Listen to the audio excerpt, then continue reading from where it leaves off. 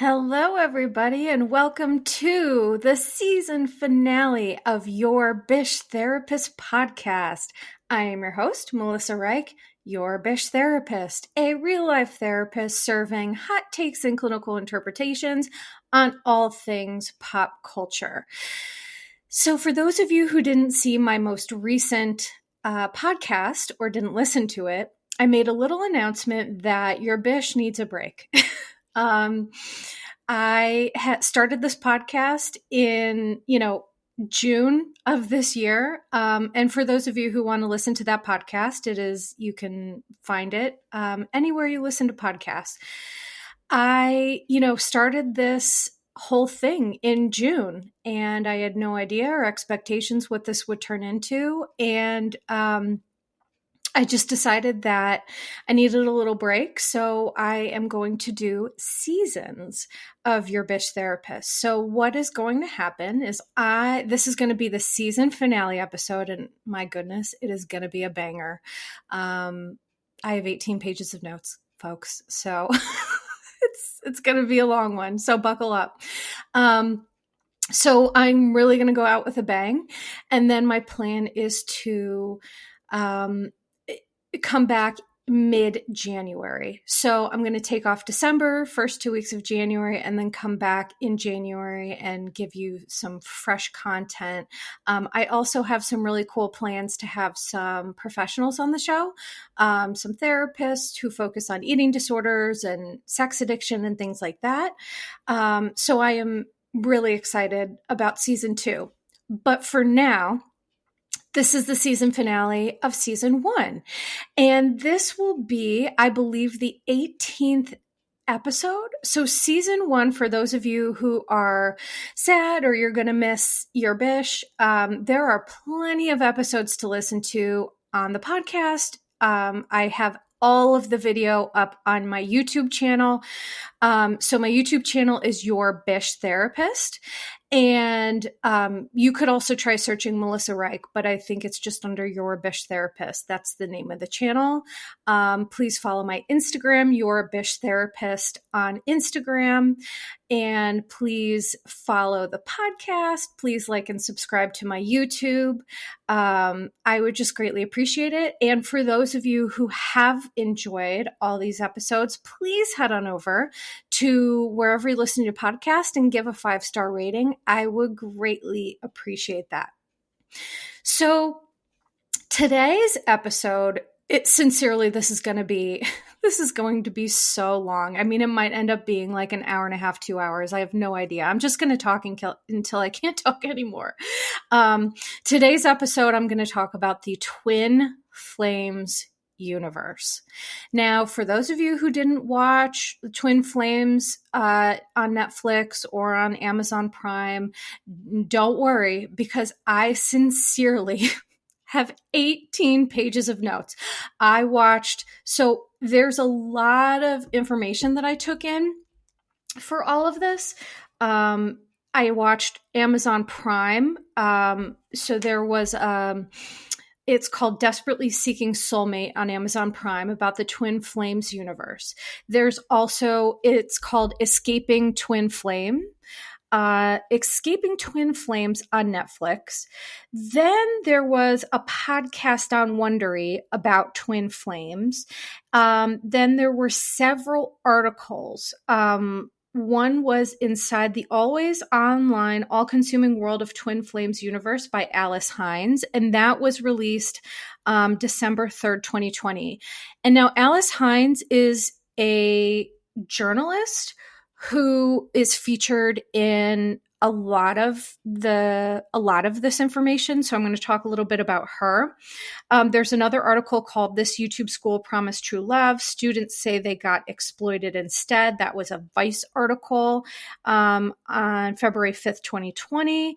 And then the final article is How Twin Flames Universe YouTubers Monetized Heartbreak and Trauma.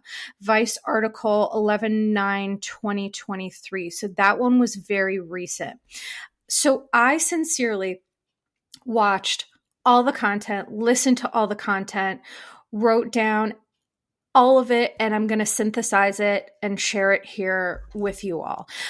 So I do ask that you give me some grace. This is a lot of information, and I'm really going to try to share it and do my best in a very organized, appropriate manner. The thing that people have come to really enjoy about this podcast is, this is my signature, right? I do signature deep dives. I really do like graduate level homework. And so, and in fairness, this is the reason I need a break, right? Because this took all week. It was Thanksgiving. Happy Thanksgiving to those who celebrate. I'm sure all of us are full and tired. And personally, I love Thanksgiving food. So I got a little bit of that going on, and it's a lot of information. So I'm going to start out by sharing a trigger warning, because what I'm going to talk about in this twin flames universe, it's very heavy, intense content. So this episode contains discussion of cults, abuse in every way, religious and spiritual, emotional, verbal, and sexual, coercion around sexual orientation and gender identity / gender expression, discussion of gender dysphoria and trauma. This episode features direct quotes from victims and perpetrators, so listener discretion is advised. It's just really, really heavy content. So what I'm going to do is I'm going to start by sharing a little bit about what is a twin flame. For those of you who didn't get to watch, don't worry, I watched it all for you. So this obviously does contain spoilers. I mean, it's literally a play-by-play of the documentaries and things like that. So if you want to watch, go ahead, watch, and then come back and listen to this. Or if you don't want to watch, and I will give you all the information that you need to know right here. So honestly, here's the thing, the last thing I'm going to say before I get into it, because we do just need to get into it. So my goal here, as a content creator, I do have to be mindful about how I speak about things. But I'm going to be very honest. Watching this was very triggering for me and ignited a lot of anger for pretty much the simple fact that those who know me and who know this podcast know that I am a fierce advocate and an ally for marginalized groups, the LGBTQ, plus population, people with mental health issues, people with physical health issues. I'm just an advocate and an ally in every way, shape, and form, truly. And so watching this, it made me feel sincere rage to the point of sometimes when I get mad and frustrated, I say things that I shouldn't say. So I really have to be mindful about how I talk about this whole thing, because it's insanity. I mean, it's literal insanity. So buckle up, buttercups. Here we go. So let's start out by talking about what is a twin flame. A twin flame is a new age concept that describes a certain intense connection between two individuals who are supposedly two halves of one whole. And so this concept defies time and space. So essentially it's saying that these are soulmates who have known each other in other lifetimes and, things of that nature. And so these people, Jeff and Shaleia, well, I think they call themselves now Jeff and Shaleia Divine, but their real name is Jeff and Shaleia Ayan. Ayan. So I'm going to talk about who they are and essentially how they took this twin flame concept and co-opted it, made it their own, and then morphed it to essentially control and manipulate other people. By the end of this podcast, people wonder, is this a cult? I'm going to let you decide that for yourself. I'm going to talk about cults. I'm going to talk about how do people get sucked into cults? What are the tactics that cults use to, kind of get people who are just really smart? And, that was people's main question when I asked for questions about this, because I knew I was going to do the podcast, and people's main question was how? How does this happen to people who are intelligent, wonderful people? So I'm going to answer that question. I'm going to tell you who these people are, what it is that they're doing. I'm going to talk about cults. I'm going to talk about different types of cults and how people get sucked into those. And I'm going to let you all make your decision about that piece of it. So I'm going to start by defining what a cult is, so that I'm going to talk about a couple of terms. Okay. So because this episode, it's so nuanced and complex what these two leaders have done to this community. It's so nuanced, and there's so much, and a lot of it involves sexual orientation and gender identity and expression. This is one of the major cults that I've become aware of that used their manipulation tactics to coerce people to convert into essentially a different gender identity or a different sexual orientation than they had previously experienced. So as an ally and an advocate, one thing I want to say is that I am a huge advocate for the trans community, and I am going to discuss this with respect and dignity and education, because there are some concepts of like sex and gender, and people get a little bit confused. So first, I'm going to start out by talking about the definition of a cult.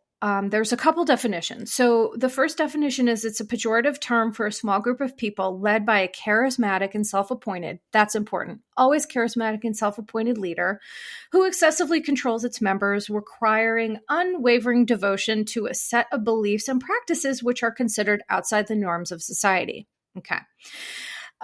It can also be a religious group that is not part of a larger and more accepted religion that has beliefs regarded by many people as dangerous or extreme. A relatively small group of people having religious beliefs or practices regarded by others as strange or sinister. And another definition is a misplaced or excessive admiration for a particular person or thing. So that is essentially the definition of a cult. Now, later, I'm going to talk about different types and things like that, but I want to first get into who Jeff and Shaleia are, and kind of give a little bit of background before I go into all that. So I also do want to talk about the concept of twin flame for a minute, that these people based this whole, well, now they're calling it a religion. Before it wasn't a religion, now it's a religion. So the whole twin flame concept, here is for me why that feels absurd is there's something I'm going to explain. There's a concept called genetic sexual attraction. Okay. So twin flame, the whole thing that these people hung their hat on with a twin flame is like, if you meet someone and you feel like this immediate spark or connection, or you feel like immediate attraction or just like some sort of spark, right? A lot of us have experienced that. And so what these people say is if you experience that, that means that person is your twin flame. And in their world, your twin flame is that's your only person for your whole life. That's your only lover, your only significant other.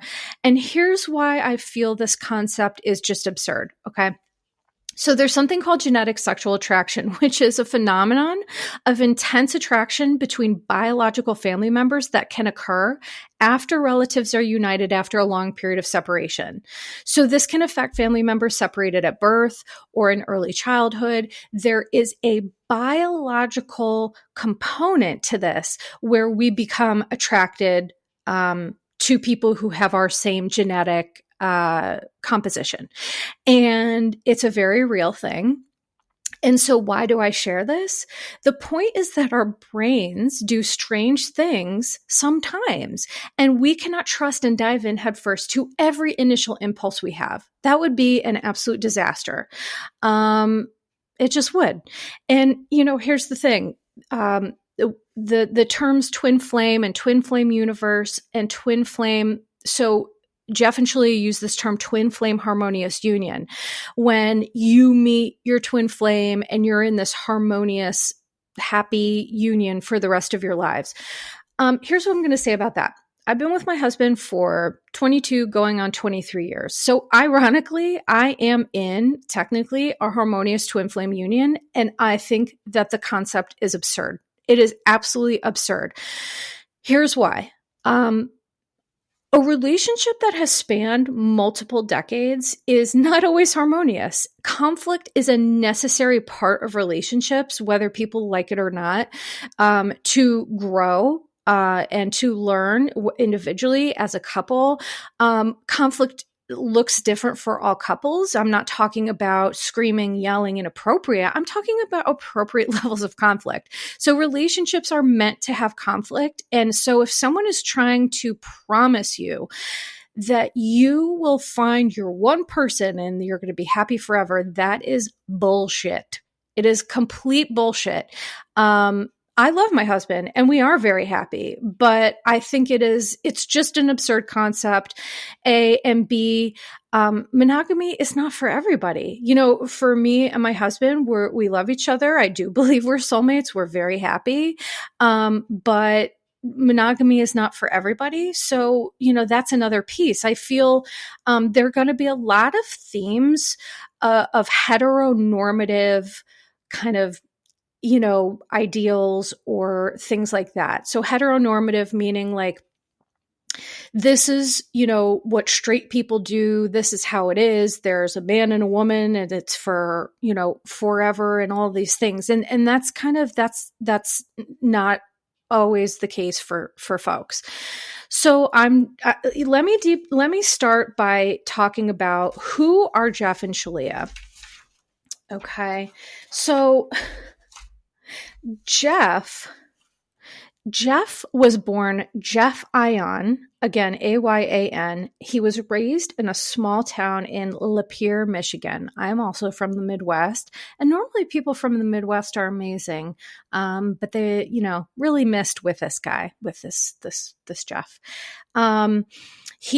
So they interviewed. I'm going to talk about at a point the two documentaries about this. They interviewed friends and family of Jeff and Shaleia. And so I'm going to be integrating that also into this. They interviewed specifically Shaleia's dad, and he had some very interesting things to say. They interviewed some of Jeff's previous girlfriends and friends that he lived with, and they had a lot of really wild things to say. So the thing about Jeff that is really important to know is that he was always described as charismatic, funny, and financially motivated. And to me, that is the seedling for a cult leader, right? Charismatic, funny, and super financially motivated. Those are characteristics that you will see among all cult leaders across history. People like Ted Bundy was a serial killer, but people always talked about how he got away with it for so long because he was, handsome, he was charismatic, he was funny, all these things. So he was disarming. So Jeff gets a college degree in business, and here's why this is going to be really important. So the education that this man has is a undergraduate degree in business. Okay. Keep this in mind.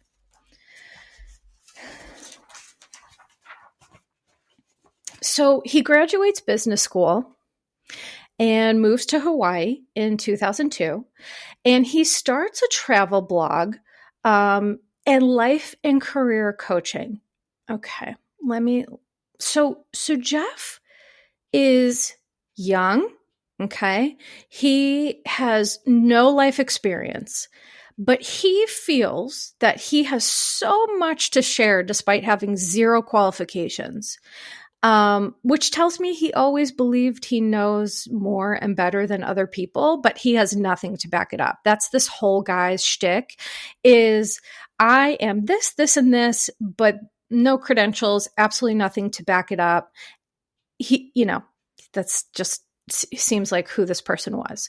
So he moved to Hawaii. He started this blog called Ender's Adventures.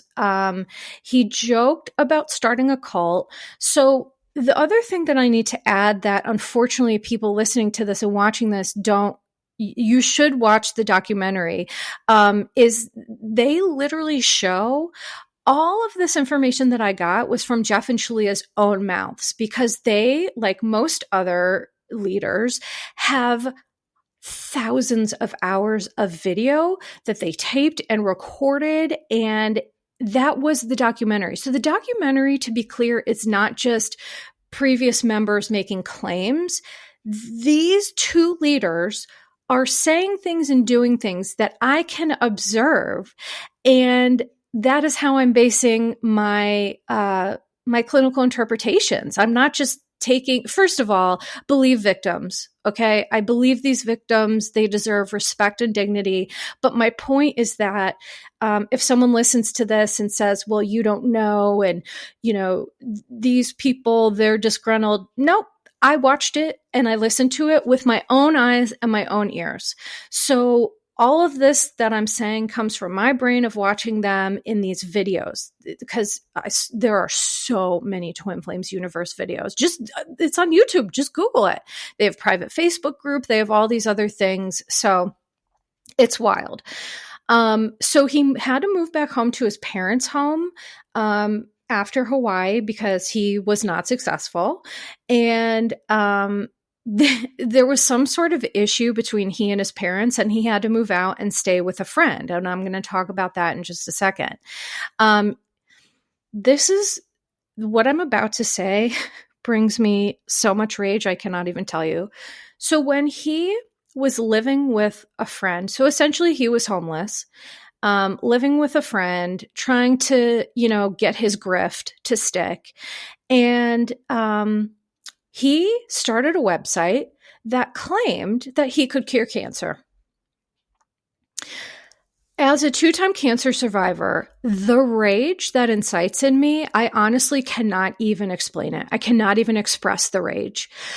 For somebody to claim that they can cure cancer is fucking bullshit. Pardon my language, but when I'm really mad, I really curse. It is absolute bullshit. Cancer is a formidable force, and to take advantage of people by saying, if you pay me this, I can cure this, is insanity. It is a grift. It is manipulation. It should be criminal. Truly, it should be criminal, because unfortunately there are some people who will be so desperate that I'm sure they paid him or fell for it or whatever. If you see a person that says that they can cure this or that, and they have zero credentials, they're a grifter. They are a grifter. That is insanity. My God, that makes me so angry.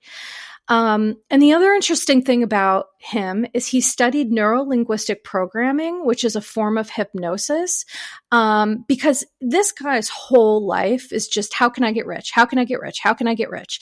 I have direct quotes from him. So stay tuned for those. If for those of you who are like, oh, she's being hard on him, or oh, whatever, wait until I read you some of these direct quotes. And yes, I listened to all these things. I paused it and I literally typed out direct quotes from this man's mouth. Okay. The insanity that people like this can just, take advantage of people. It just enrages me. My God. Okay.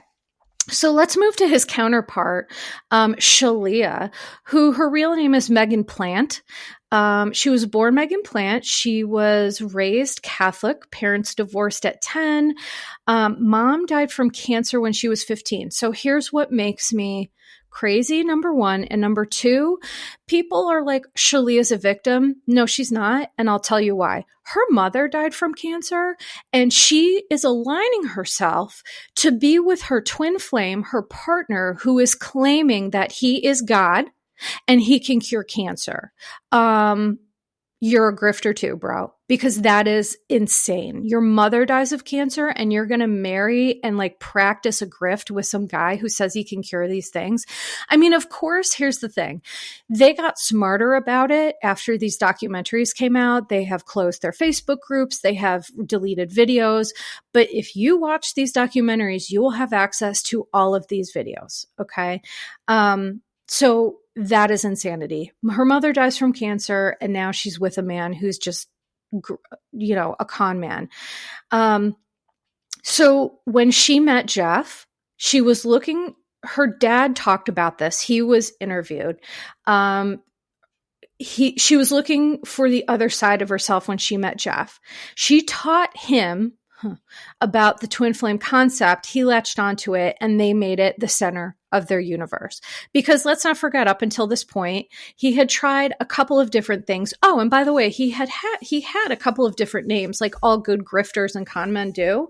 Anyone who that's like a sign if someone is like consistently like changing their name or having different names.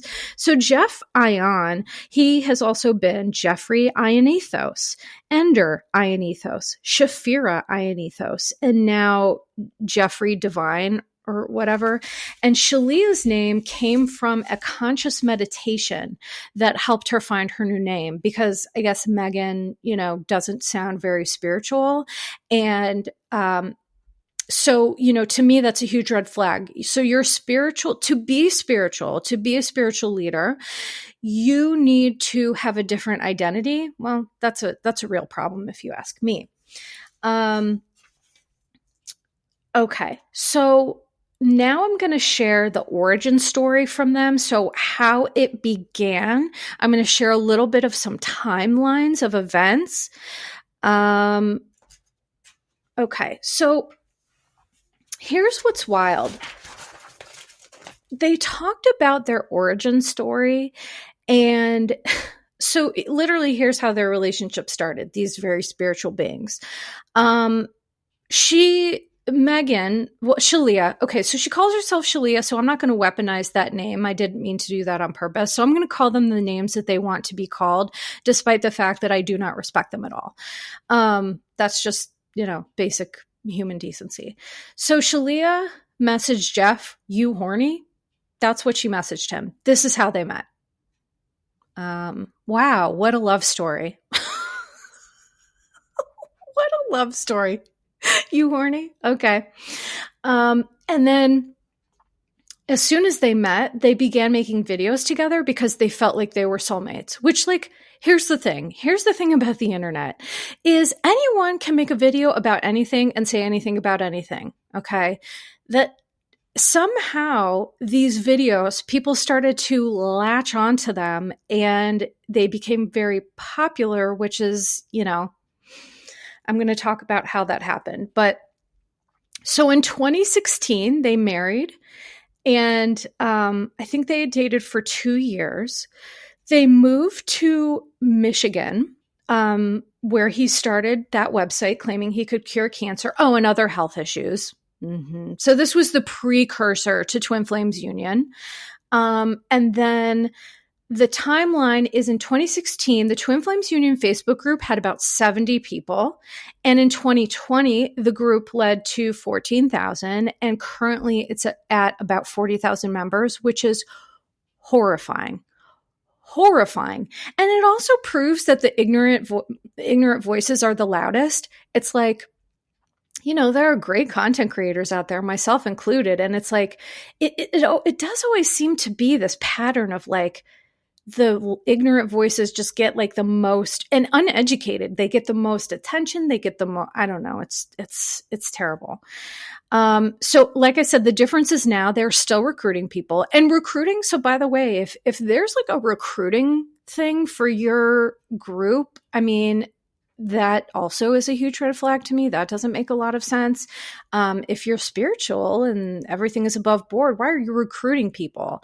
People should be coming to you. I don't know. It's just so bizarre.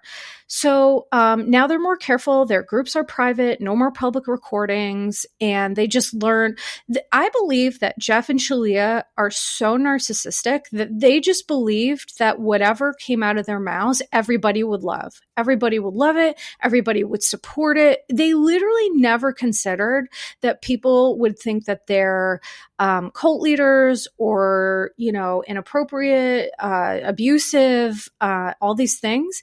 And that takes some real deep narcissism to think that you're just going to say the wackiest, most wild shit on video and people are going to be like, oh, these guys are great. Yikes.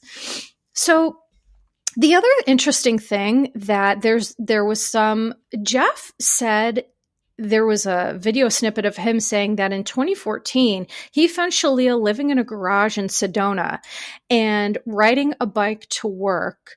So that doesn't jive with me either. So he originally said that they met on the internet, and I guess maybe they did. And then he went to find, I don't know how that worked. The thing about people who lie a lot is you can't believe anything that they say.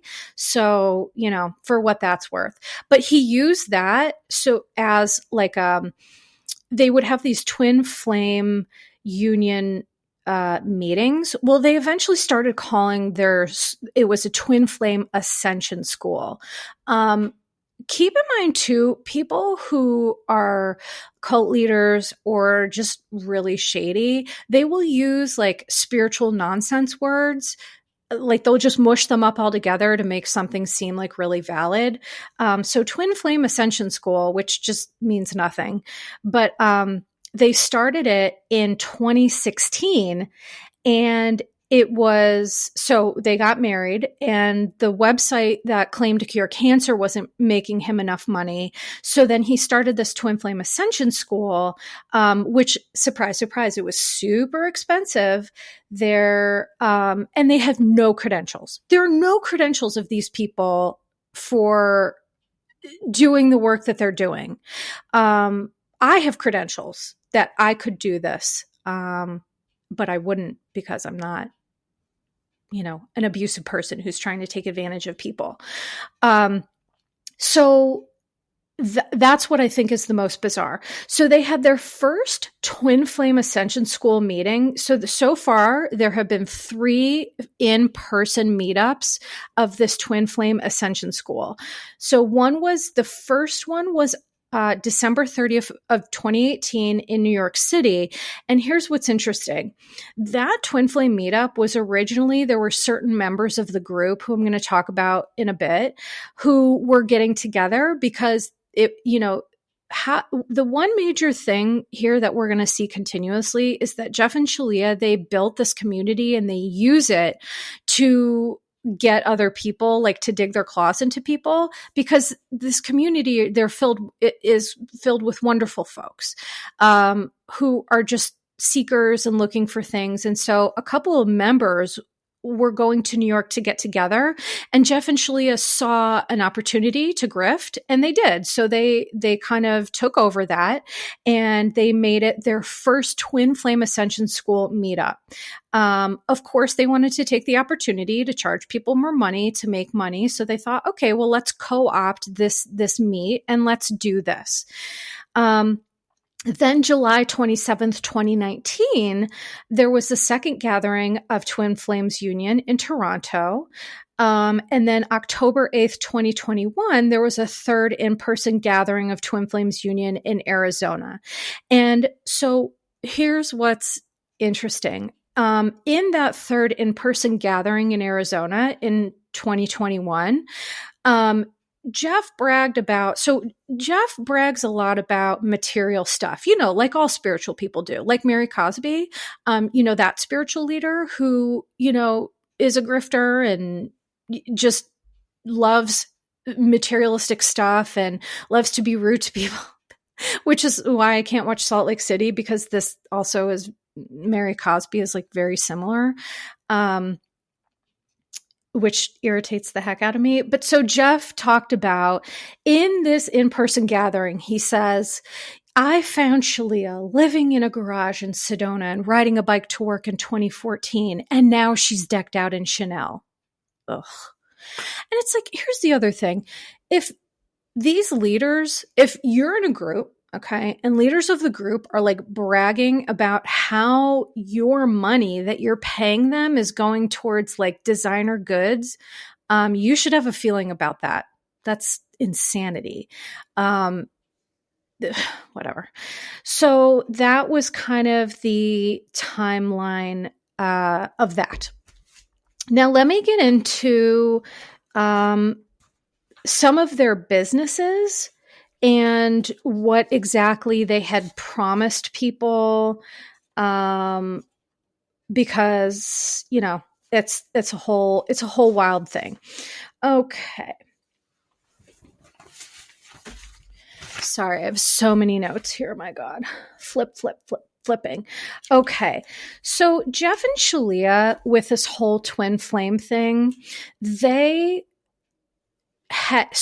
took their business, and in 2020 they turned it into a church because they didn't want to pay taxes. They asked one of their members, who of course they all of their members, they expected them to be free labor for them. Check. Yes, of course, that makes sense. So their Church of Union first Sunday service was on January 5th, 2020. And so now they're considered a church. And this is what I had done another podcast episode where I talk about how sometimes churches are tax exempt. Not sometimes. Churches are tax exempt. So people who want to make money and not have to pay taxes or pay less taxes, will turn whatever they're doing into a church. Mary Cosby, it was already a church, but I talked about that, how the tax exempt service definitely benefited her and her husband. And so a member of the community of Twin Flames Union was asked to figure out how to get them to pay less taxes. And so, of course, they turned it into a church. So prior to 2020, it was more spiritual based. It wasn't so much about God. And then in 2020, of course, they had to change their behaviors to match the grift. And so they became more God-centered. And this is where Jeff, holy moly, this is where Jeff started to talk about that the image of Jesus was actually him. Mm-hmm. So Jeff from Michigan claims that he says, those images of me, not a Jewish guy from Israel. The image of Christ is actually me, the second coming, not Jesus, the first coming. And then Shaleia says, I'm banging Christ. How spiritual and religious of them. That is just the most absurd. And again, it's like they're just saying this in front of people, like no qualms about it, no concerns. Like that is bananas. If you are in a group and the group leader is trying to tell you that they are Jesus or God, or as Mary Cosby would say, a facsimile of God, which means an exact copy, they are grifters. That is insanity to claim that. Can you imagine the narcissism that takes to be like, I am him, he is me? It's just so insane. I just can't. So the church then became their nonprofit business, but they have all these for-profit businesses under that. So it really is like a multi-level marketing scheme that they have set up. And they are the beneficiary of all of it. So I'm going to talk a little bit about what exactly their businesses were under that. So one thing that they had, and again, this really angers me as a clinician who is trained, and I respect the process so much. They co-opted this process called the mind alignment process, MAP for short. And what is frustrating to me is they used certain members who had good credentials or facades. So it was MAP processes led by Dr. Chrissy K, PhD. So she was a member of the military. I don't know if she still is or not. And she really has her PhD. I'm not sure in what, but they utilized her as the face of this mind alignment process, which is supposedly used to get to the root of PTSD and heal. And she was trying to apply for grants through the military. Like they were trying to make fetch happen. For those who know what that reference is, that's a Mean Girls reference. Jeff and Shaleia just like continually are just trying to make fetch happen. And it's like, can you just stop making fetch trying to be a thing? So the whole part of this process is it's this pseudo psychology, very damaging, very intense process that is not these processes that are really used to get to the root of PTSD. I'm going to talk about an example, EMDR. EMDR is a series of rapid eye movements to desensitize your trauma, and it is very effective. But guess what? It has been studied. There were trials. There are scientific backing for the EMDR process. You have to be trained. You have to be, and it's an expensive process. So essentially what Jeff and Shaleia were doing was they're promising these things that will help people and that will find them their twin flame and get rid of their trauma. And all of it is a grift. All of it. Nothing is real. It's just all a complete sham. In fact, one of the members claimed that they tried to plant memories of sexual trauma in her mind. And here, I believe her 1,000%. Her name is Elle. She claimed that through this process, mind alignment process, she had memories of sexual abuse planted in her mind, that she was close with her parents. She never experienced any sexual abuse. But after these MAP sessions, they tried to convince her of that. And here's why. Because when people get well and they move on, Jeff and Shaleia don't make money. So they need people to continue to be really sick and unhappy and unwell so that they can just cha-ching, cha-ching, cha-ching, cha-ching. Okay. The one thing also that I'm going to say that literally brought me nothing but rage is that they went into PTSD groups on Facebook to troll for clients, and the coaches were told to tell people that it would heal them. These two people should be in jail. That is the most absurd concept that I have. I mean, you're trolling for victims. You're literally trolling for victims. And these people, I have PTSD. I have chronic PTSD. In the throes of it, if someone would have promised me, whatever, I'm not sure that I would have believed it, but I might have been desperate enough to try it because PTSD and trauma is a nightmare. It's so challenging to deal with. And there were, by the way, Jeff in one of the videos said, and I quote, "Let's license this to the military, then I'll be a billionaire." So does that sound like someone who wants to be a billionaire or sound like somebody who wants to help people? Yeah. Okay. So mind alignment process, that was one grift. Then another grift was divine dish. And here is what is so weird about this divine dish. So the theme of this was cook and eat your way to harmonious twin flame union and a wild, passionate sex lie right here. Food for God consciousness. Oh my God, what a bag of bullshit. So listen, what we put in our bodies is important, but wait until you hear what this divine dish was. It was, of course, $100 monthly fee, and you had to buy all the ingredients yourself. So I'm not sure what, I guess, and then you follow the recipe.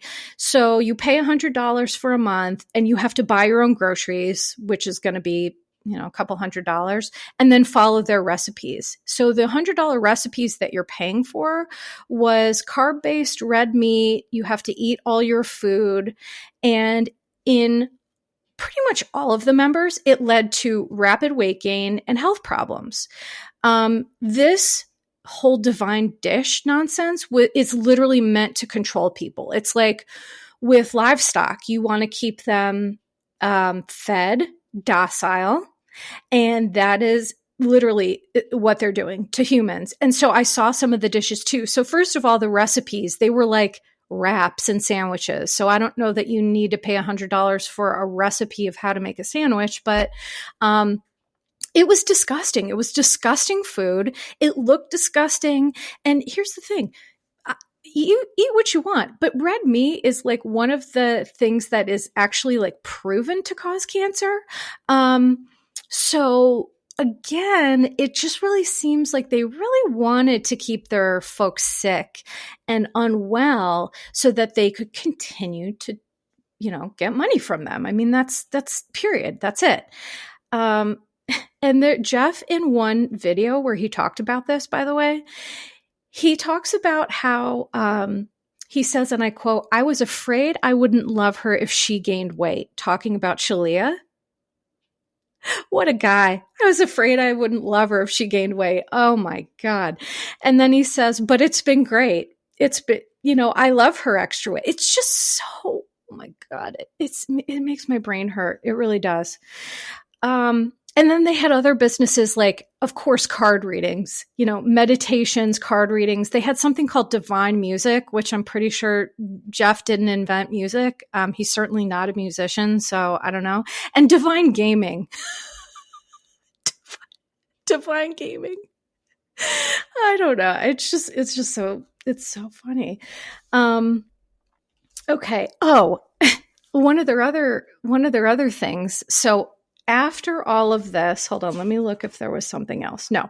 So after all of this, they also they called it life purpose class. Okay. So the process would be that they would recruit people and they would make those people certified ascension coaches. Okay. So, and then it became like a multi-level marketing scheme so they had a coach and then they would recruit people and then those people would be coaches and they would recruit people. I mean, literally it's a multi-level marketing, kind of, basis. And,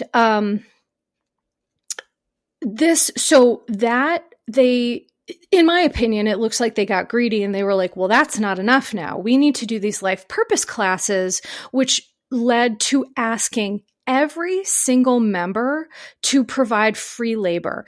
And so Jeff and Shaleia built a legitimate hierarchy of a business, legitimate CEOs, of course not CFOs because the financial stuff was only them, but social media people, CEOs of the program and things like that. And so they had this legit hierarchy business, but everyone was working for free because not only were they working for free, they had to pay, I think it was like $7,000 to become like, to get all of their credentialing, like the coach credentialing and everything. They had to spend like $7,000 to $10,000 on all of these classes. And then when that didn't make them enough money, then it led to, well, you're part of a life purpose class. So you're going to be our free interns. We're going to teach you how to live a righteous life. And you're just going to do all this stuff for free. And if that's not, so that is definitely taking advantage of people. What I will say is that, I did an internship. Most people, if you're a professional, you've done internships. I had to do internships when I was in grad school and things like that. But this is completely different. This is exploitation at its finest. These are people who are having to pay for the pleasure of working for free for these people. It is complete insanity. And the most recent thing that Jeff said he wanted to do was build a commune. Well, he didn't call it a commune. That's, I'm using that term. So a $4 million plot of land that they plan to build a quote unquote church on. Everyone is to live in a trailer on the property, have golden children who will be twin flames with other golden children. Members will serve as surrogate/sperm donors decided by Jeff and Shaleia, of course. And Jeff and Shaleia can decide if they're worthy of a child based on $10,000 income per month. Mm-hmm. Yep. Everything that I'm saying, that is correct. Yep. So they're literally trying to create their own, it sounds like they're trying to create their own society, which is extraordinarily dangerous and also so narcissistic. Like, it's like you think that you are going to produce this, I don't even know. I'm sorry. I'm at a loss for words, because I'm so frustrated about this. Okay, and then the last thing I'm going to say is going back to the divine dish. So one of the things that I am going to talk about when they interviewed one of Jeff's friends who they lived with before, doing this whole twin flame stuff. In fact, this gentleman, let me find his name. Eric Rogers, was his name. He was a childhood best friend of Jeff. Jeff and Shaleia lived with him for a period of time, and he had to ask them to leave after he found out that Jeff had put up that website talking about curing people with cancer. So as Eric Rogers is a good dude, a good, way to go, man. He was like, you can't live here if that's what you're going to be doing, because this is insanity. And so then Jeff and Shaleia moved out. But one of the interesting tidbits that he shared is that he observed that Jeff and Shaleia ate hot dogs for every meal. And I was like, what? And he's like, I know that sounds crazy, but literally breakfast, lunch, and dinner, they would eat hot dogs. And I'm like, okay, so these people are trying to give nutrition advice while they're eating the one food that is actually proven to cause cancer. Again, there's some connection there, right? If you want to cure people's cancer, you want to take their money, then you probably would want to make them sick, right? So, but it's just the point of ridiculousn's that it's like, so you're going to eat hot dogs for breakfast, lunch, and dinner, and then you're going to come up with this divine dish nonsense. Like, it's so insane. Okay. So now I'm going to get into the first documentary that I watched, which was Escaping Twin Flames on Netflix. So that was the first documentary that I watched. So I'm going to share the stories of victims because I think that's really special and important. I'm going to talk about, there were several people featured, and I'm going to share their name and their story and what they claimed happened. So in the first documentary, Stephanie is a current member of Twin Flames, but her mother, Louise, and her twin sister, Paula, identical twin sister, by the way, participated in the documentary. And if Louise and Paula are listening to this, you are rock stars. I adore you. You are doing your best. And I just give you both so much credit. It was heartbreaking to watch them talk about losing their child and twin sister to this twin flame universe. And the saddest thing of all was when Paula, the twin sister, said, she has a twin flame. It's me. But, they talked about, the process of losing this child. So they share their grief of being excommunicated. And so I'm going to share also what was going on for people before they joined this group, because it's going to help you get a clear picture of like, how do people get sucked into this, right? So Stephanie met someone in the Peace Corps, felt an immediate attraction, but he was not interested in her. She Googled Twin Flame, and then Twin Flame Universe popped up, leading her to find this group. That is going to be a consistent theme that you're going to hear. People who had met someone, they felt a spark, or they had a life tragedy, they were looking for a purpose. So all of these people were seekers. They were looking for something, they were feeling like they were missing something, and then boom, they found Twin Flames Universe. So there was, Sarah claims that Jeff convinced Stephanie. So Sarah's another member. I'm sorry. So Sarah is a member that also, she's a previous member. The people that participated in this documentary, they were either previous members or family members of members who were currently there. So Sarah claims there was this concept of a soul family, which was introduced, which served to just alienate members from their family. Because if members are alienated from their family, they're going to really need your support in your community. So that's a tactic.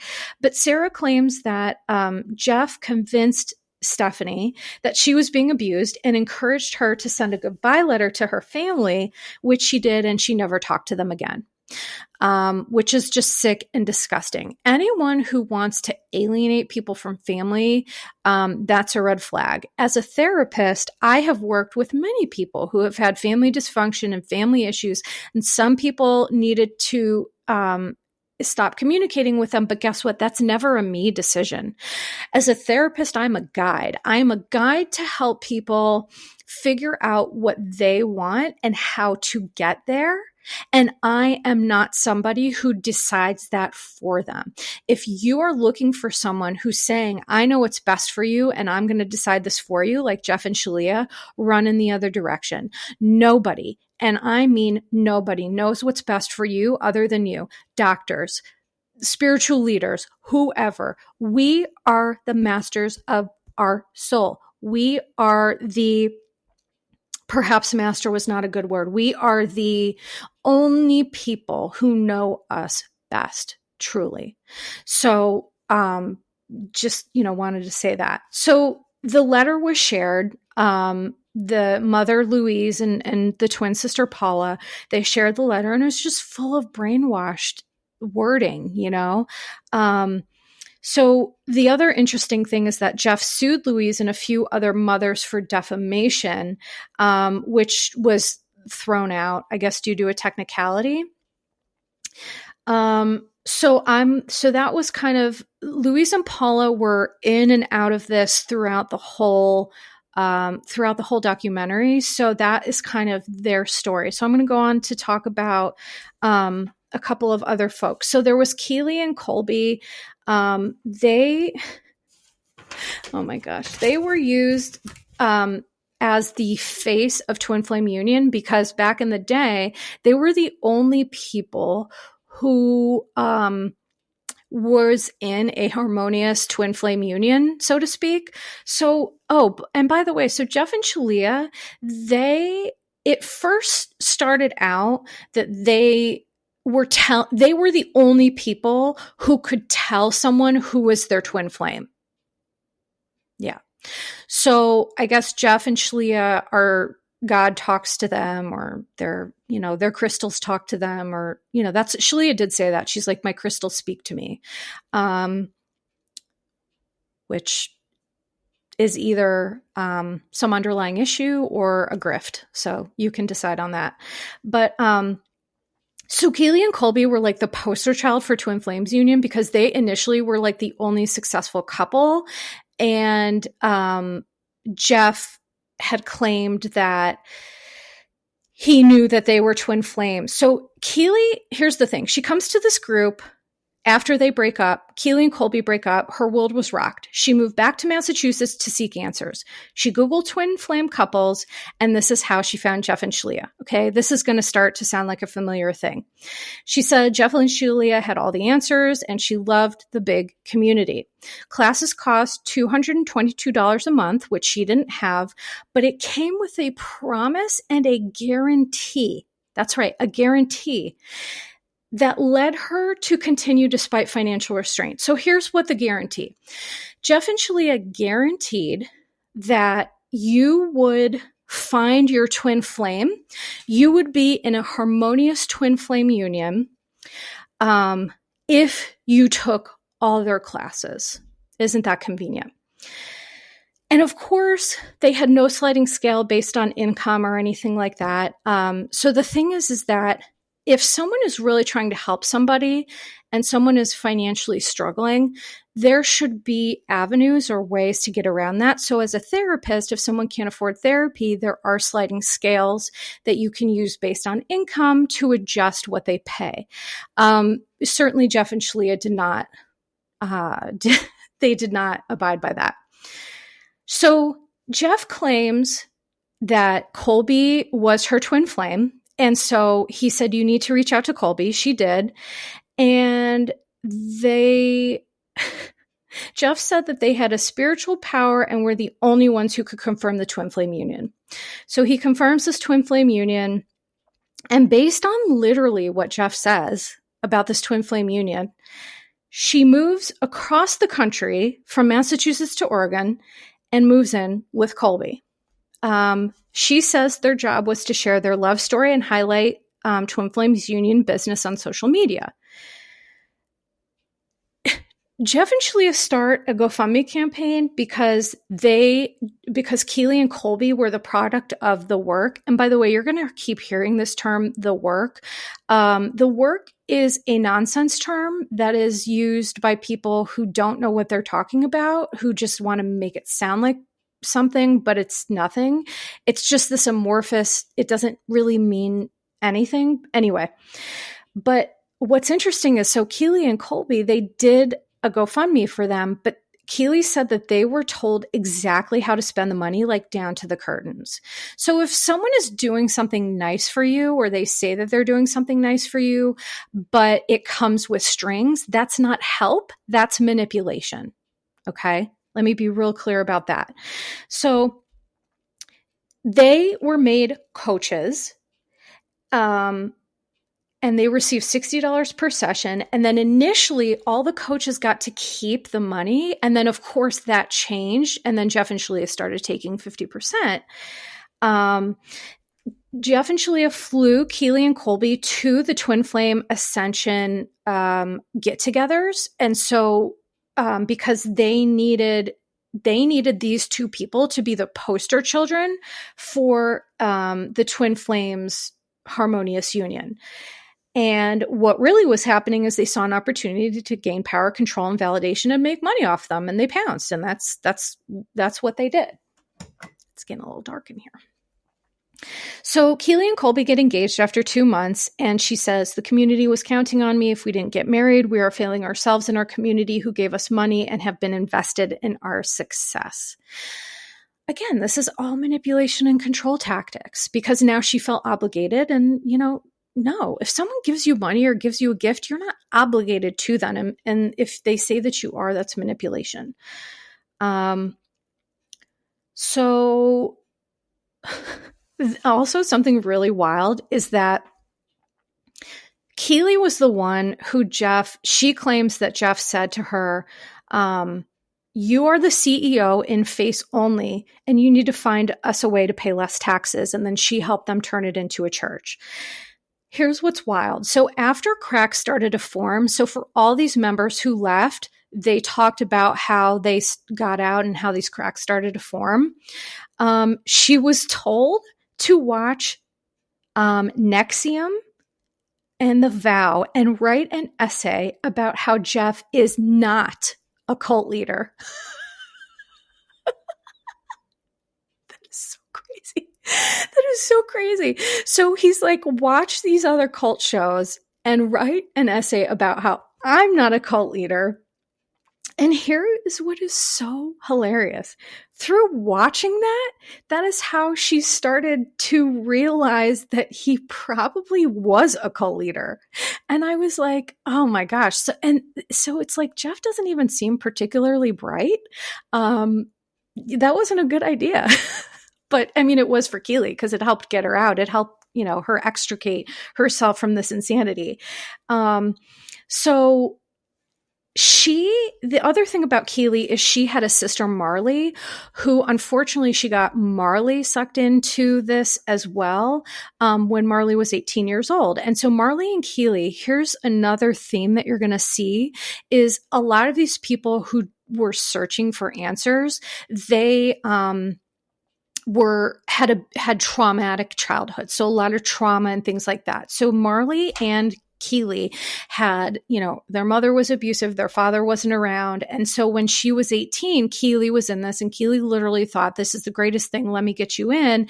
And what started happening was Jeff and Shaleia told Marley that her twin flame was this random dude that messaged her.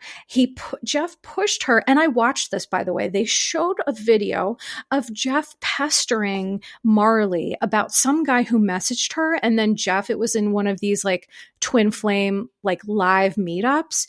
He literally says to her, he's your twin flame, and that's it. So I decree. He is your twin flame, so I decree.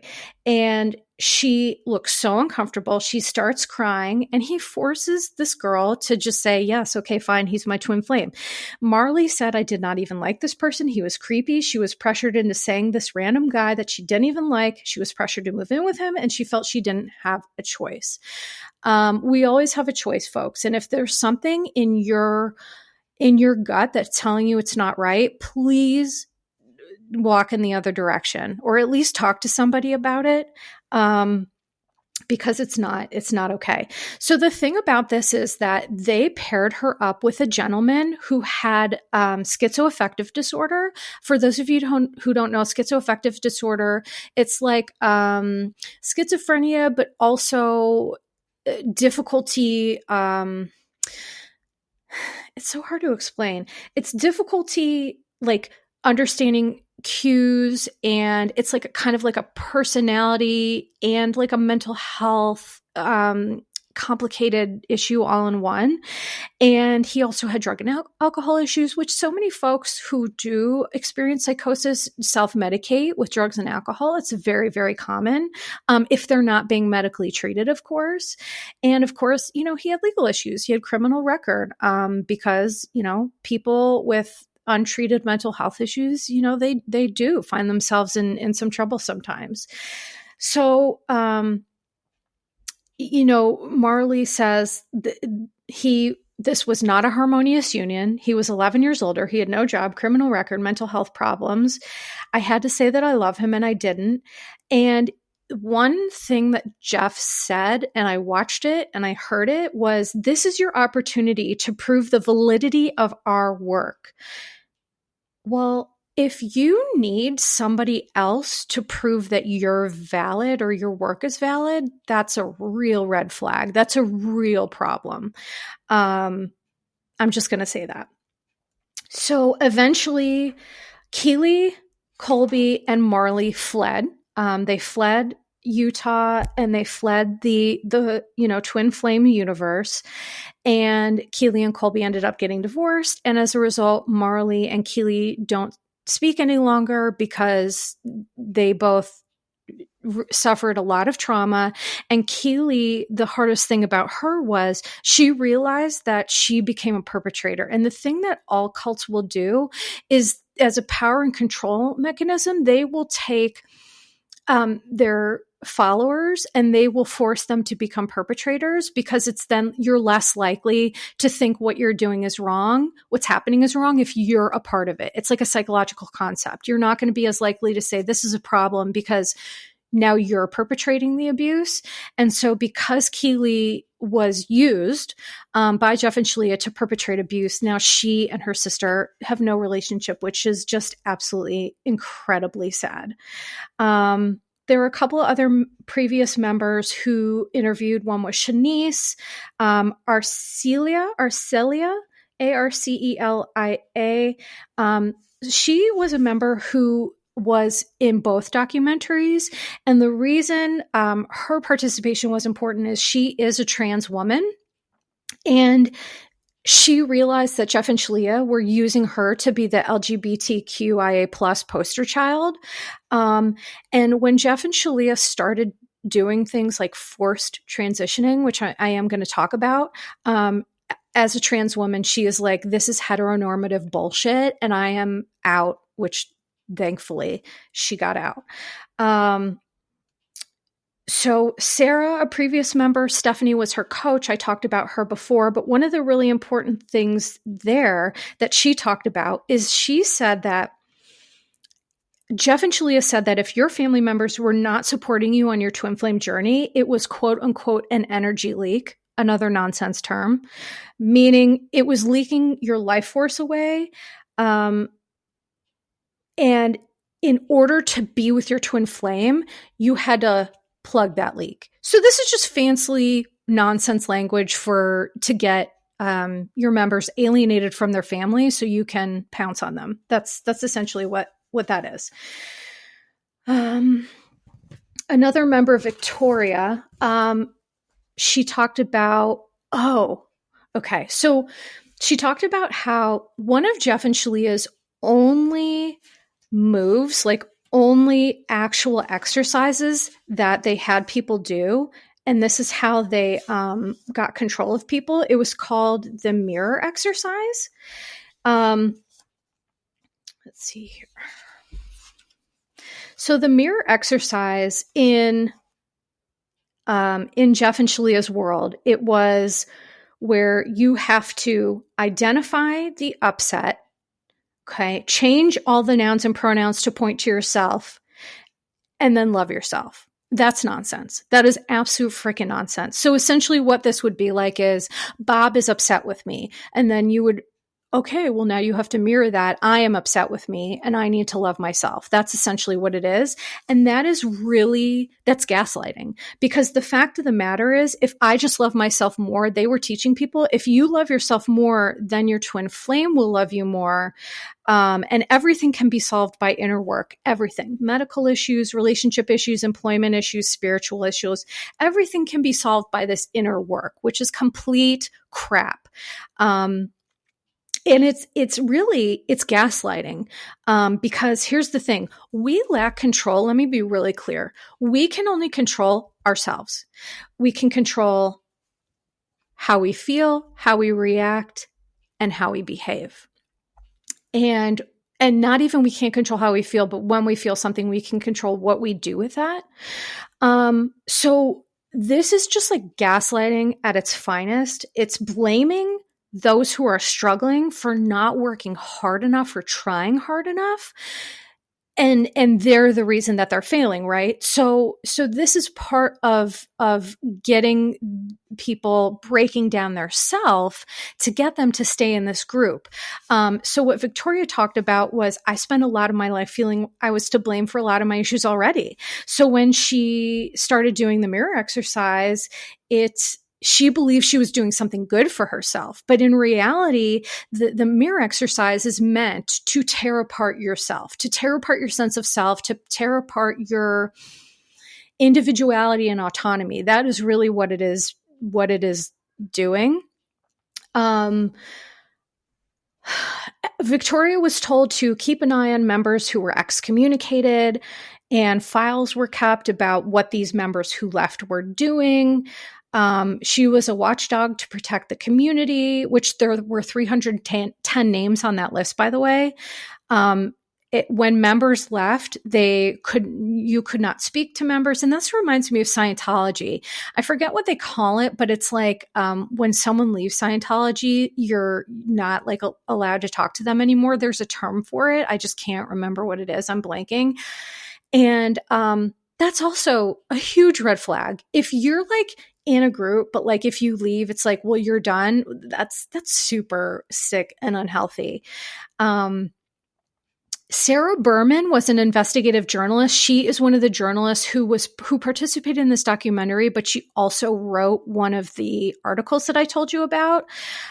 She told the story of Elle and another woman, Lene, after they left the group. She interviewed the mothers of the folks who some were still in the group, including Stephanie's mom. And after the article came out, Jeff, this is what he said. After the article came out, he defamed Sarah. He said, little old Sarah with her crappy career. Sorry, do something more meaningful. The thing that makes me mad about people like Jeff and Mary Cosby, it's like, you're going to claim to be a spiritual being, but you're going to be the shittiest human being on earth. That does not jive. Okay. So when you say one thing and your behaviors don't match, that's manipulation. And it is the grossest form of manipulation, in my opinion. So Elle was another member who, she was part of the investigative journalism story. She met a guy at Burning Man, moved to the Bay Area after feeling an intense connection with him. She was in a car accident in 2017. She had a spinal injury. She was literally broken emotionally and physically. She was lost, and the boyfriend broke up with her. So she started looking at twin flame, right? She started checking that out and found twin flame unions. Jeff literally, and this is video footage that I am watching with my own eyes. He encouraged her to stalk her ex to the point where he filed a restraining order. She continually broke it, per Jeff, and she ended up in jail for a month. She was coached to cut off her mom because they said that her mom was demonic and evil. Yikes. Eventually, after she was in jail for a month, she finally broke down and called her mom. And of course, her parents are wonderful people. They used their retirement savings to get her out of jail. She lived with them and they supported her despite this. That is unconditional love. Okay. Let me be real clear. If someone is saying, I love you, but only under these conditions, okay, that is conditional love. Unconditional love is you haven't talked to me. You have said that I'm demonic and whatever, but you're my child and I love you. And that is ultimately the best kind of love that we can get. And what's frustrating is a lot of these folks, they were so brainwashed that they didn't realize that they were getting conditional love when all they wanted was unconditional, and they already had that in their family. So that's kind of, that was the real problem there. So let's see, what else did she report? Oh, so Jeff said that discipline would solve her problem, and then talked about disciplining his dog in relation to Elle. And they knew that the ex filed a restraining order, and they said there's only one twin flame and you must make this work. The restraining order isn't real and doesn't exist. Boundaries aren't real. Heal yourself, heal your relationship. That is literally what they said. That is insanity. That is stalking. That is not encouraging. That's telling someone, stalk this person at all costs, even though they're telling you, I'm not your twin flame. I'm not interested. You are harassing me. I mean, wild. And then there was another woman, Angie, who, she identified as a cisgender female, bisexual. She met a man, became overcome with intense emotions, and she was looking at, what is this? Okay, so now we're seeing this theme. Okay, people are looking for answers. They're seekers, and they're coming across this twin flame stuff. So initially, and this was one of the ladies who has been through the most, with these people, is that when this man who she was attracted to, he rejected her, which never feels good, right? Jeff encouraged her to be a honey badger and pursue him by any means necessary. Then in 2020, so Jeff and Shaleia initially were telling people who their twin flame was. But in 2020, they started doing this thing where what did they call it?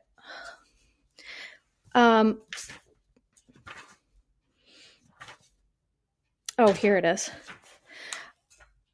So December 2019, Jeff and Shaleia channeled 20 new twin flame pairings. So before it was like, oh, we just know if someone's your twin flame and they're not necessarily in the community. And then all of a sudden in 2019, they channeled 20 new twin flame pairings. And instead of, they just used all the women in the group, because the group was 80 to 90% women, right? And so people were getting frustrated about not finding their twin flame. So then Jeff and Shaleia claim that they divined these new twin flame pairings. And here is where this gets really gross. They started to assign the members a gender identity based on divine feminine or divine masculine. And I'm going to describe what that means. So divine masculine and feminine is Jeff and Shaleia, according to them, you're either one or the other and you can't be both. This is bonkers. This is bananas. Because here's, as someone who's actually trained in this field, just have to put that out there, as someone who's actually trained, this is bullshit. This is heteronormative bullshit, that you're either a man or a woman. The fact of the matter is that sexual orientation, which by the way is different from gender identity and expression, and I'm going to talk about that in a minute, they exist on a spectrum, and it's not black and white. And anyone who's telling you it's black and white, it's nonsense. Okay. So Jeff and Shaleia claim that you're either one or the other. So now they start to match up these women who previously identified as cisgender females. He starts saying that you're divine masculine and you're with this divine feminine. But if you're a divine masculine, you also now have to transition.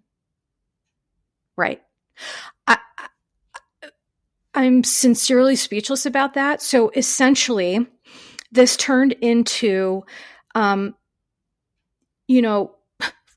coercion, saying that these people, well, you're not, we know. So Jeff and Shaleia were claiming, not only do I know who your twin flame is, but I know who you are inside. And this is the crux of the bullshit, which is just that if anyone is trying to tell you that they know better about you than you, run away. You have a very big problem, because that is nonsense. So also, Jeff said homosexuality doesn't even really exist, which is insanity. It's just like, he's just someone who he just says things and people are just like, okay. So that is his view on homosexuality, that it doesn't even really exist. And so he asked members to engage in just like this heteronormative, like when people are gay and they're in a relationship, you don't have to fulfill masculine and feminine roles. That's insanity. And Jeff literally said, and I quote, if you are a divine masculine, you're a man, you're a dude. So he not only, so let's remember. So Jeff is God or Jesus. He knows who your twin flame is. And now he also knows your sexual orientation and your gender identity better than you. Okay, let's just be real clear about that. Also, he used this whole process to, he said there's this twin flame sex thing, and it's an ascension tool to heal blocks. So he literally used this to encourage marital rape, which is horrifying. He said that you and your twin flame should be having sex all the time. If you're not, that's a problem. And that is absolutely false. Here's what I will tell you. All couples who have been together for long periods of time will go through periods of lack of sex in their relationship or their marriage. Things happen when you have a baby, if you have a health issue, if you're not feeling well, whatever it is, difficulties in the relationship. So he encouraged men or the men and the women, And then, eventually when he started pairing the women, it's if the male counterpart wants sex, then you need to give them sex, and it's not an option to say no. That is rape. And that's just it. So this man literally was encouraging marital rape. Jeff and Shaleia told each male member that their feminine flame should provide them as much sex as they want. And if they don't, they need to heal their wound. Oh my God. Absolutely ridiculous. Oh, and here's Jeff's thought on mental illness, by the way. So remember I talked about Keely and Marley, and how Marley, her twin flame, was the gentleman with the schizoaffective disorder. When Marley was talking about her twin flame having these psychotic episodes, Jeff said, if he had a happy, supportive, loving environment that was consistent, he could work through this. Yep, that's right. So women, right? So the whole thing of this twin flames, it's so misogynistic. It's that women, if you were just better, Marley, your husband wouldn't be mentally ill, which is gaslighting, manipulation, insanity. I mean, it's all the things. Jeff said, God sets the price. God created the person. You have to accept this is what you have to work with. And in reality, when he was in his psychotic episodes, he was committing domestic violence. So, he told her that she just needed to ground and do the work. Ground and do the work. Yep, because you're responsible for someone else's mental health. That is insanity. And then the really sad and awful thing that happened that really frustrated me is that there was a young woman in the Facebook group. She posted about depression. She asked for mental health help. She was told to do the mirror exercise and the MAP session. Because medical and mental issues can all be resolved with these nonsense, exercises. And she ended her life.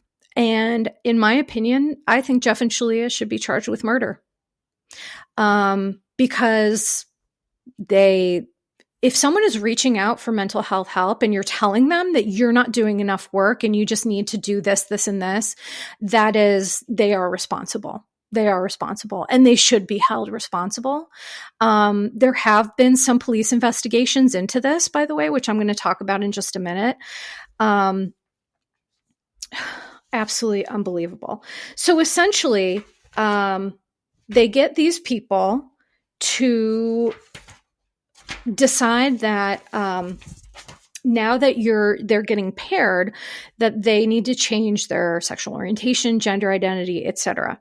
So let me be clear about a couple of terms. So sex refers to biology, male or female assigned at birth based on genitalia and chromosomes we are born with. Now, even sex isn't black and white because there's a term called intersex, which is used to describe situations where a person might be born with reproductive or sexual anatomy that doesn't fit male or female. Like an old outdated term for this was hermaphrodite. But so the point is that even sex is not black and white. Gender refers to the socially constructed roles, behaviors, expressions, and identities. It is influenced by social, cultural, and personal experience.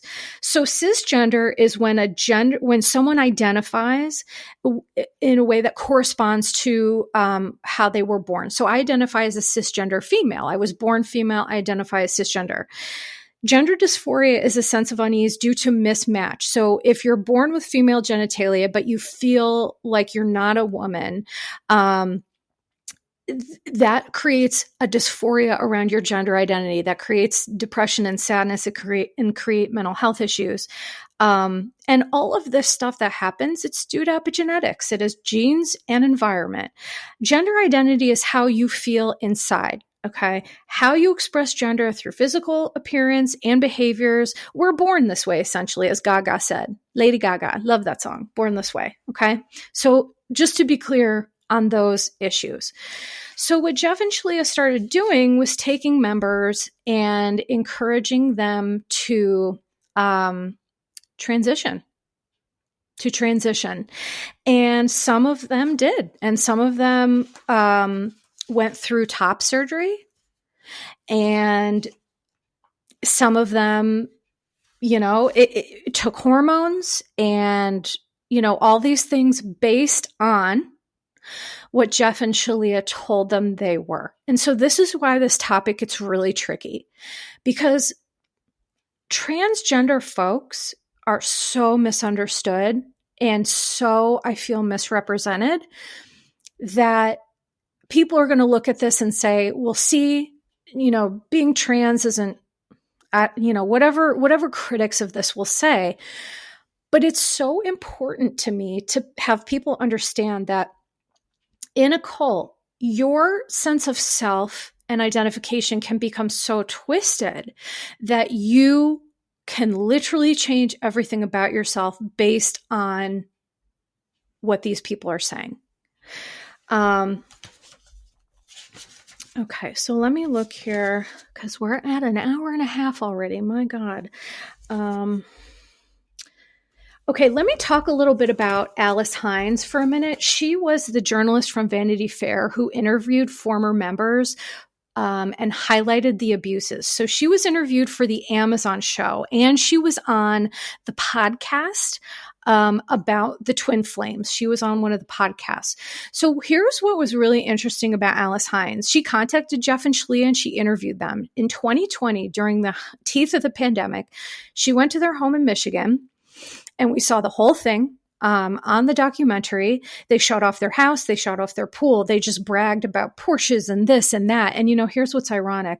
They didn't even have a lot of furniture because they were just spending all their money as they got it. So they had this great house and they had this great car, but folding chairs inside. And he's like, oh, we're still working on decorating. And it's like, oh, you mean you're still working on stealing money from people and manipulating them? And that's really what you mean.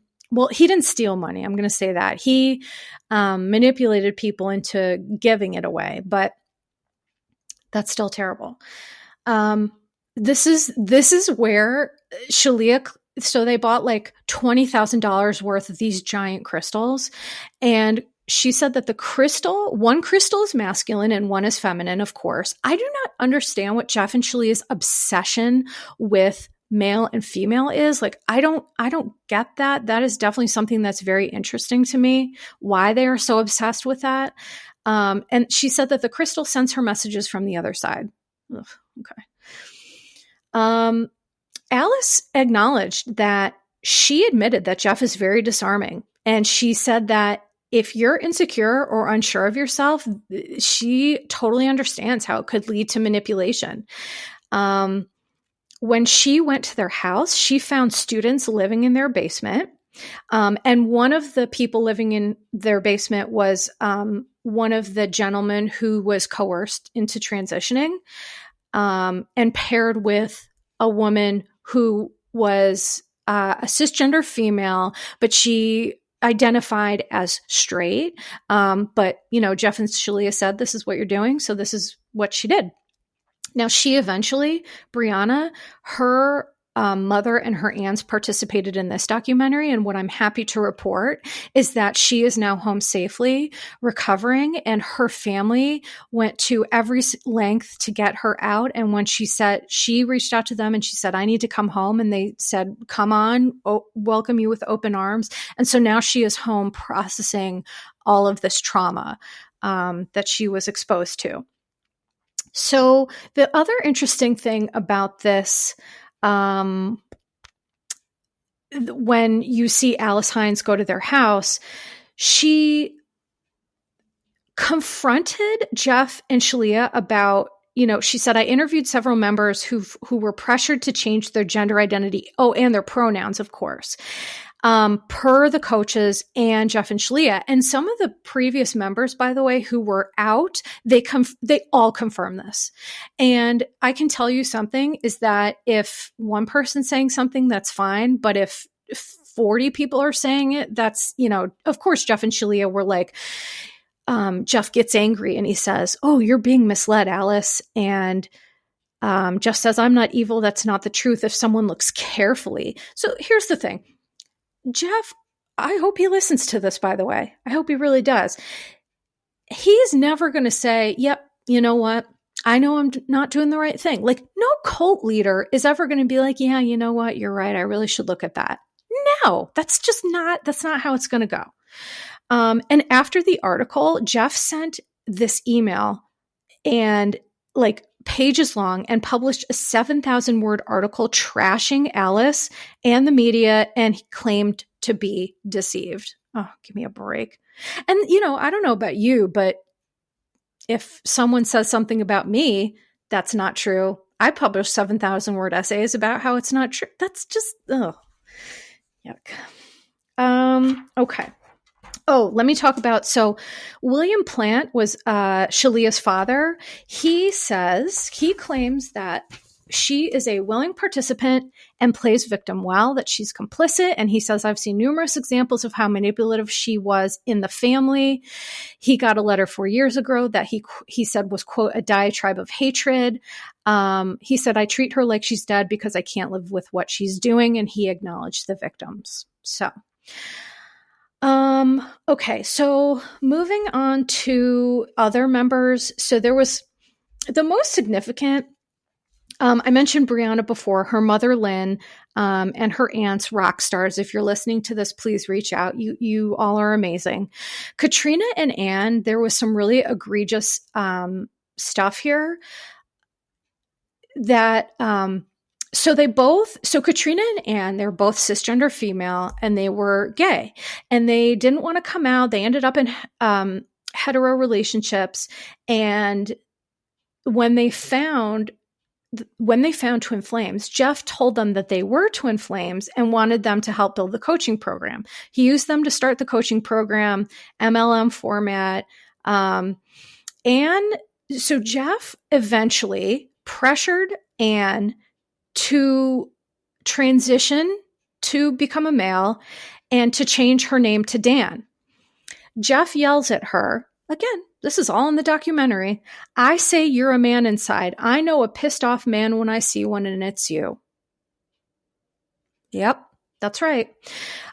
Jeff said, why would you keep a name that's so obviously feminine? Anne said, I would consider that name. Jeff said, boom, there, thanks, and the man and Katrina. Does that sound like a really wise, spiritual being to you? That is insanity.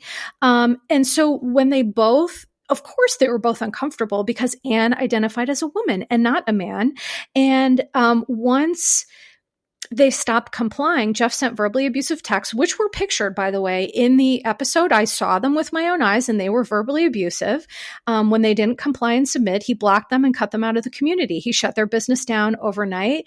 And eventually, here's what I'm happy to report. Katrina and Anne eventually got married and found their happiness, which is miraculous, because to come out of this and to have been so mind controlled and to come out of this and still be able to be happy with each other and like find your light. I mean, bravo, bravo, bravo. Okay. Oh, and in the second and first, documentaries had professionals, like historians of sexuality and gender that, I felt were really, really important, because we need people from the LGBTQIA plus community to talk about, they are the experts of the experience. I'm not an expert, I'm trained, but they are experts in the experience. One thing I will tell you that I loved is that episode 3 on the Netflix or on the Prime documentary, they did give a warning, and I wish Netflix had done that. They did give a trigger warning that said the following episode examines topics of gender identity and transition, because for folks who have trauma around it, which a lot do, I just like that they gave a warning. I don't understand what the problem is with trigger warnings. Like, it allows people to like make their own decisions about the content they want to take in. I just don't understand what people have against them. So let me be clear, the Twin Flames universe, at first it was based on self-growth and fulfillment. Then it was leading to finding love and loving ourselves, which is honestly a good message. We do need to love ourselves but we don't have to love ourselves first before we can find someone, but we do always have to focus on loving ourselves. So initially, the twin flames, it worked well for people, but then they realized they couldn't sustain them, because if people were happy doing what they were doing, then they would leave. So when people get well, they're like, well, we need people sick. So then it morphed into, we are the divine rulers and we who know who your twin flame is. Then it morphed into matchmaking after people got restless about not finding their twin flame. Then it morphed into one-on-one coaching, and having people pay to become a master certified ascension coach, using members to market, recruit, and make more money. Community grew quickly, of course, because to be clear, these people, they believed in this. They believed in the mission, and they thought that they were doing good. Jeff asked members to volunteer and work hard for no money. The entire hierarchy worked for free, giving, and that. So here's one question about why, because it gave members who felt unseen, it gave them a purpose, and it gave them status. And that can, some people can get drunk with power with that. And there was a quote that Jeff said, if you cannot uphold your position, get the fuck out of it, because we are going to bulldoze you over. Yeah, that's a real spiritual leader for you. Sure. He brags continuously about materialism, houses, Porsches, lifestyles of the rich and famous. More money equaled more control. And I think this made them feel desperate to lose their lifestyle. Once you got a taste of the good stuff, they were like, we can't go back to this. We can't go back to living like regular people. Oh, we can't. So yeah, this eventually turned into, because 80% of the group was women, due to the lack of males, assigning masculine and feminine roles, manipulating folks into changing their gender identity, pronouns, sexual orientation, and encouraged transitioning based on what Jeff and Shaleia told them. They claimed that they got the messages from God. Sure, he did. And then they claimed, they claimed that Jeff was the second coming of Christ, and they began calling him Master Christ. Okay, so here's the thing. I have more stuff about some of the other people, but I got to move on to the cult stuff, because this is crazy town. How long this episode is. So so I have given the best synthesized assessment and observation of this that I can. So I'm going to talk about different types of cults. Why do people join them and all this stuff? Okay. So one type of cult is a doomsday cult. And this is like the best example of this is the Branch Davidians, who famously stockpiled firearms and explosives. I'm so sorry. I've been talking for so long, I'm getting tongue-tied. In Waco, Texas, and in the 80s and 90s to prepare for the apocalypse. And it led to an infamous standoff with the federal government. It was awful. So many people died. Then there's religious cults. So spiritual beliefs serve as a bedrock for many cults. Some cults are offshoots of mainline religions, while others offer brand new dogmas and theology. And I feel like spiritual cults come from people not wanting mainstream religion, which is fine. But that's how it opens up people who say that they're spiritual and are seekers and are looking for stuff. That's kind of how that goes. So the best examples of religious cults are, Heaven's Gate, 39 people died, Scientology, the Manson family. And then there are sex cults that are all types of cults have a component of sexual abuse. And so when I talked in the beginning about how twin flame universe, there is sexual abuse going on, because if you were essentially trying to convert, so conversion therapy is an old school, discredited technique that people have used to try to convert someone to experience a different sexual orientation. And it's harmful, it's abusive, it's insanity. And essentially, Twin Flame Universe was using a form of conversion therapy, coercion as conversion, sincerely. So that is why I talked about the sexual abuse component of this. And of course, the sexual abuse component of what he told men about sex and all that other stuff.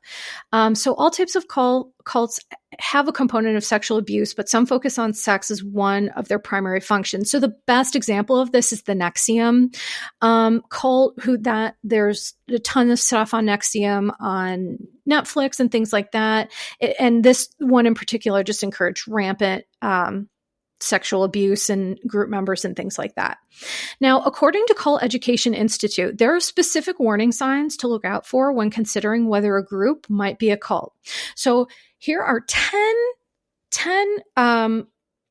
factors that cults are characterized by. And I want you all to listen as I say this and see what we think about the Twin Flames universe. Okay.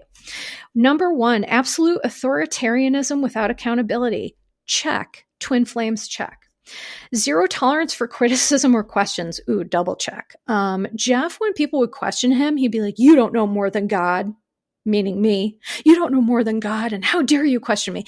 If you have a relationship with someone and you have a feeling or a question of something and you can't say that without being gaslit, that's a problem. Okay. Number 3, lack of meaningful financial disclosure regarding budget. Check and check. Jeff once bragged in a video about how there was a woman who was living with her mother and her child sleeping on an air mattress on the floor, and she still gave me $4,000. So all you idiots, all you lazy idiots, yes, that's what he said, you can certainly afford to pay me. What kind of spiritual leader is that you want someone giving you money at the cost of being homeless and not having anywhere to sleep with their child? Wow, that's really spiritual, bro. Okay. Number 4, unreasonable fears about the outside world that often involve evil conspiracies and persecution. Check. This whole nonsense term about the spirit family or whatever, that's what that is. Number 5, a belief that former followers are always wrong for leaving and there is never a legitimate reason for anyone else to leave. Check and check. Hence the 310 person list of people who were excommunicated. And if you don't care about them, I'm not sure why you're stalking their life, but okay. 6, abusive members. Check, check, check. Religious abuse, spiritual abuse, financial abuse. By the way, financial abuse is very real. Sexual abuse, verbal, emotional. I mean, all abuse. Check. Records, books, articles, or programs documenting the abuses of the leader or the group. This is my favorite because there are so many recordings that document the abuses, and this is not. It's not unique to Twin Flames. All of these cult members believe, because out of narcissism, that I am so great, what I'm doing is so amazing that I can tape these abuses and no one will say anything about it. And even if someone does say something about it, I'll just deny it. It's so narcissistic. So that's a check. 8, followers feeling they are never able to be good enough. Check, check, and check. Lots of them talked about that. I felt like I couldn't do anything right. I was never good enough. That's a tactic to get you dependent upon them. 9, a belief that the leader is right at all times. Check. And a belief that the leader is the exclusive means of knowing the truth or giving validation. Check, check, and check. Here's a fact. Nobody knows it all. Even the most educated people will tell you if you're doing things right, you don't know everything and you're always learning and growing. That is the fact. Anyone who says otherwise is just trying to manipulate you. Okay, so let's talk about the why, okay? People join cults for so many reasons, but the main reason and what we heard through these victims was they were all had a desire for meaning. They were all seekers. They had all experienced something that they were seeking for meaning, or they had like a major life event or trauma, and they were just seekers and looking for meaning. So many who become parts of, who join cults and get stuck have trauma in their background, because truly when you have trauma and you have a history of abuse, you're going to be more likely to tolerate this type of behavior because it's what you are used to. And our brains, here's the thing, trauma changes our brain. Literally.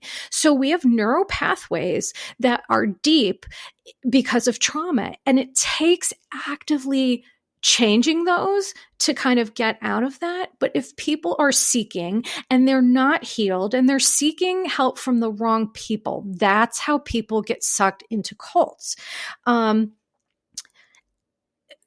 cult members often describe like a sense of loneliness and like a sense of like just lack of, meaning in the world prior to becoming part of the group. So the other answer to why people join cults and how people got sucked into this is that everyone was spiritual with an open mind and a desire for growth and happiness.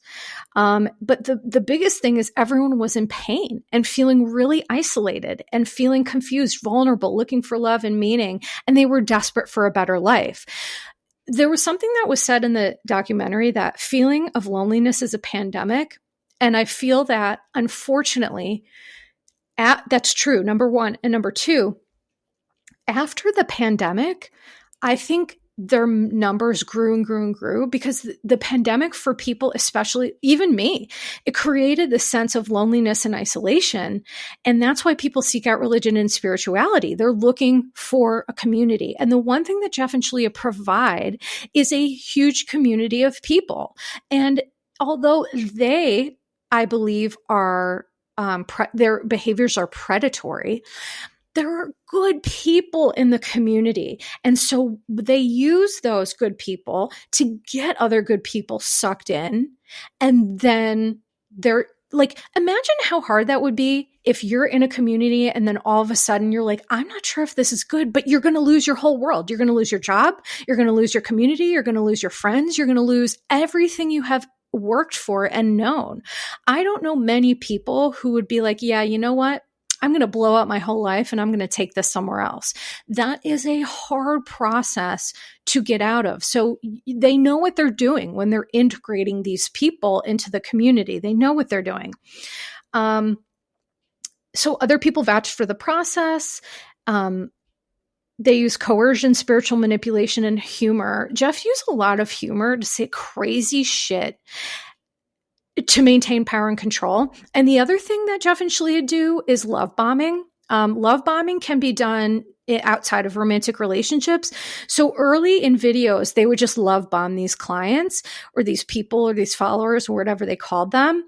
And then after that, that is when the abuse started. And the other thing that I notice like sometimes spiritual people or groups will do is they use like nonsense terms to get people like really integrated. So once people weren't finding their twin flame, or Jeff said, this is your twin flame, but then it clearly didn't work out. Then they pivoted. And that's another thing to look for in cults. Do the rules that are finite, like one day, and then the next day, all of a sudden, oh, wait, God talked to me and they're different now. That's always a sign of manipulation. So they claim that there was a false twin flame experience. After people started getting antsy about not finding their twin flame, they changed the rules and then the twin flame had to be in the group, blah, blah, blah.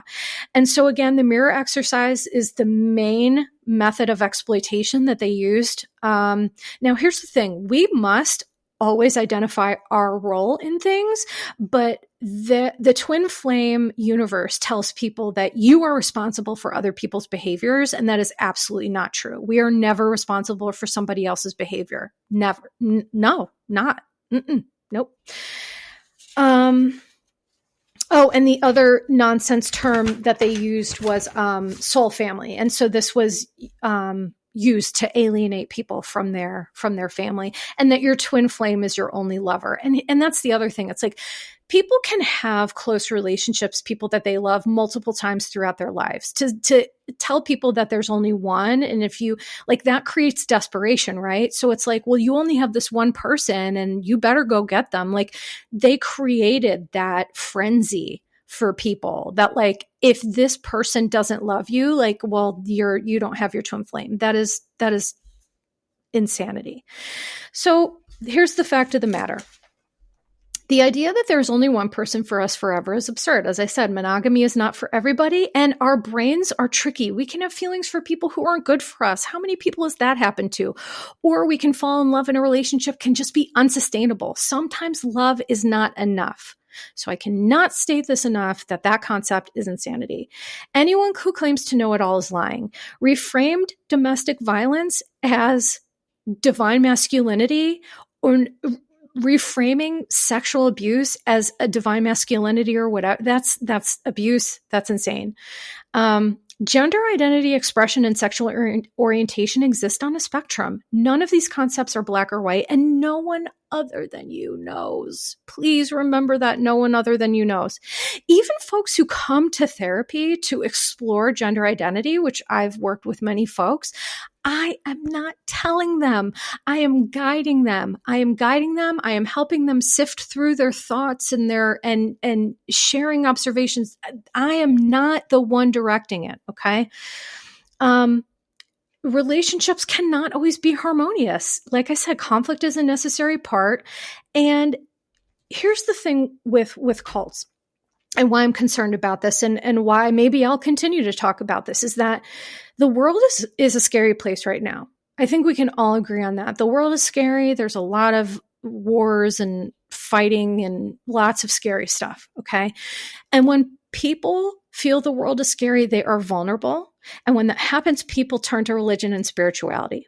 So this group, mark my words, will continue to grow until these people are taken down and made to be held accountable. Period. And the hours of video, how do I know this is true? The hours of video that Jeff and Shaleia taped themselves, recorded. Like, it's out there for anyone to observe. So, and here's the other thing with cults. People don't speak up or out because of fear of rejection. There's something called communication apprehension, which is like, if you know that you're going to be evaluated based on every little thing that you say, you're going to be apprehensive to communicate, but you're also probably going to tell people what they want to hear. And there's something called groupthink, which is essentially using a group thought pattern to make decisions without critical reasoning, evaluation of consequences, exploring other alternatives. And it's meant to decrease creativity and to decrease individual responsibility. So a lot of times Jeff will say, well, I'm not saying this, right after he has said it. So there's a groupthink that happens in cults, and it is used to get people in the group to just like lack their own autonomy. Jeff told us who he is. Let me be clear. Jeff and Shaleia have told us who they are. So we need to listen. In 2020, police have investigated, and there's actually one of the last things that I'll share, if I can find it, is there was an officer that was questioning Jeff. It was featured in one of the documentaries, and it was so wild to listen to what he was saying. Let me see if I can find it. I have so many notes, it's so hard. Okay, well, I can't find it, but essentially it showed Jeff being interviewed by this officer, and Jeff was like, no, this is crazy. I'm not doing this. The reason why legally manipulating someone using these psychological tactics isn't against the law. I mean, it's not.